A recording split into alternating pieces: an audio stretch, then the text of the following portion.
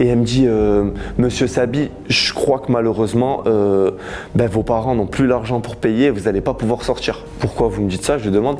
Elle me dit, parce qu'en fait, quand j'ai eu ta maman au téléphone, que je lui ai annoncé le nouveau prix que la police m'a demandé, j'ai appris qu'elle est allée à l'hôpital. Donc, moi, je reste toute ma vie ici s'il faut, mais ma mère, faut pas y toucher. Je me sentais comme une merde. Donc je suis là, je suis en prison, on me prend des dizaines de milliers d'euros chaque semaine. Et là, je me retrouve, mais je suis en train de vivre un cauchemar. Le jeu, il a duré. Et à la fin, c'était 109 000 euros. Il y a mon père qui en parle autour de lui, mes potes qui en parlent autour d'eux.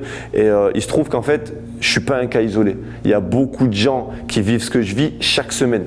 Et il y a des personnes du coup qui conseillent mes potes et qui leur disent « Non mais en fait, attendez, à partir du moment où dès qu'ils vous demandent de l'argent, vous leur donnez au bout de 24 heures, ils ne vont jamais s'arrêter. » La dernière somme qu'ils nous ont demandé, mes potes ont fait exprès de mettre une semaine à la réunir. En mode on galère, tenez aujourd'hui 2000 euros, tenez aujourd'hui 500, tenez aujourd'hui 1500 en plus, tenez.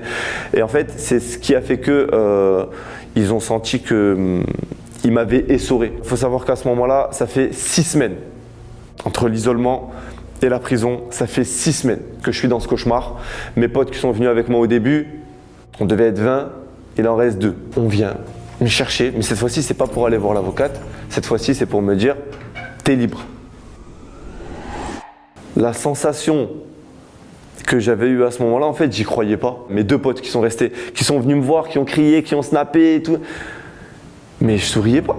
Je sais qu'ils vont trouver un nouveau truc et qu'ils vont me refaire rentrer. Je suis encore dans le territoire, je suis pas sorti. Je vais partir à l'aéroport, ils vont encore m'arrêter, ils vont encore me faire sortir par l'extérieur. J'étais traumatisé de l'intérieur. 2 jours après, on m'appelle, je peux récupérer mon passeport, mes affaires, mon PC, mon téléphone, tout. Je retourne à la villa avec mes potes et le soir même, je reçois un message de l'avocate qui me dit qu'en fait, il faut que je ramène mon passeport, qu'il y a encore des formalités à faire, tout ça.